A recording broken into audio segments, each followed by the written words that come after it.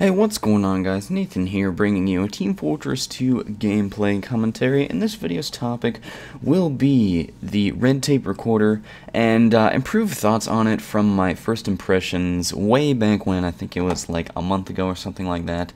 So now I'll just give kind of a review on the weapon. And now that I've seen it used more, and I've used it more myself, and I think my opinion has changed a little bit for the better for this weapon.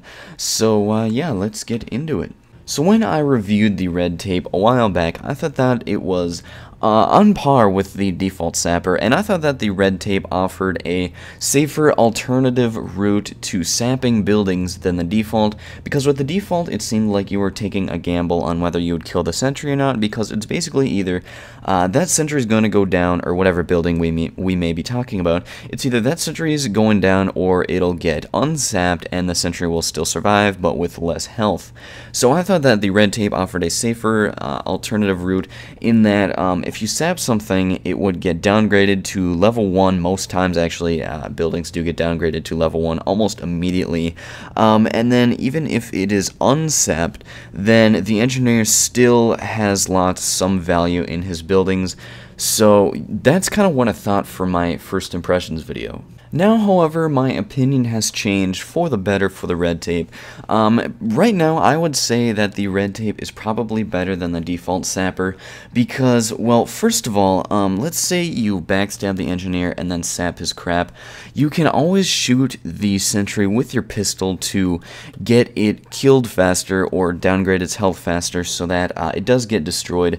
But even if you're killed, you're still left with a level 1 sentry to contend with for your team. And level 1 of anything does not really help that much.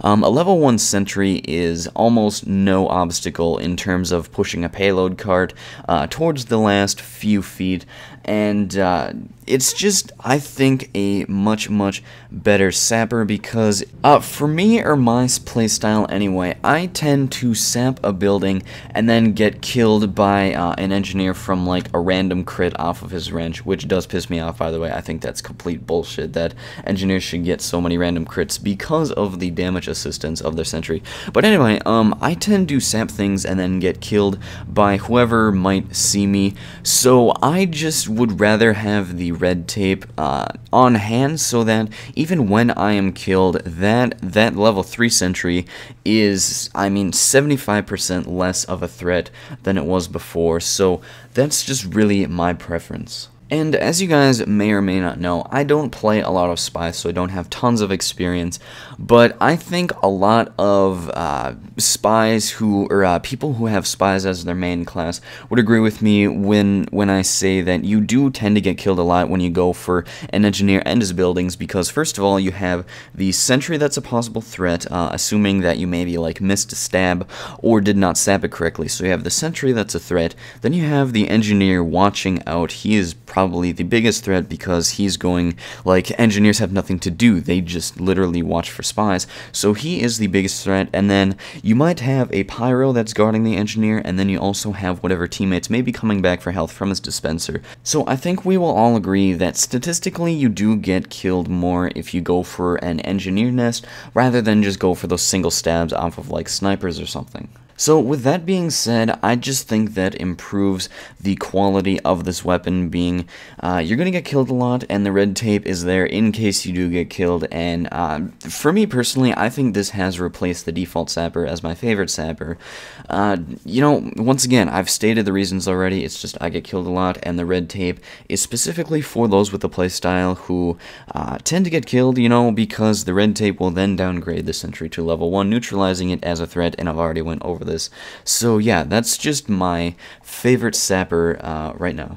And that will wrap up this video, guys. Those are my thoughts on the red tape versus the default sapper. Feel free to leave your thoughts on these two weapons in the comment section below. And talking about the gameplay actually a little bit at the end, this is a rather retarded fight me and the scout had with this medic. The medic ended up killing me and the scout. I don't know how this happened. So here I dead ring thinking, oh, I can sneak up behind him, and then I take my pistol out and shoot him like a freaking dumbass. So he comes back, and I'm like, okay, so I'm just gonna hide around this corner, and I get killed by his bone saw. So it wasn't even a random crit or anything, and I rage into chat.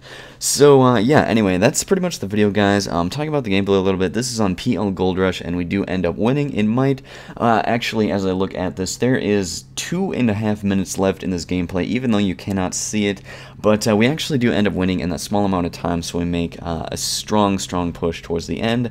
And yeah, so if you enjoyed the video, feel free to leave a rating, and if you're new to my channel, feel free to subscribe for Team Fortress 2 gameplay commentaries, and hopefully I'll see you in the next video, and peace out to all of you.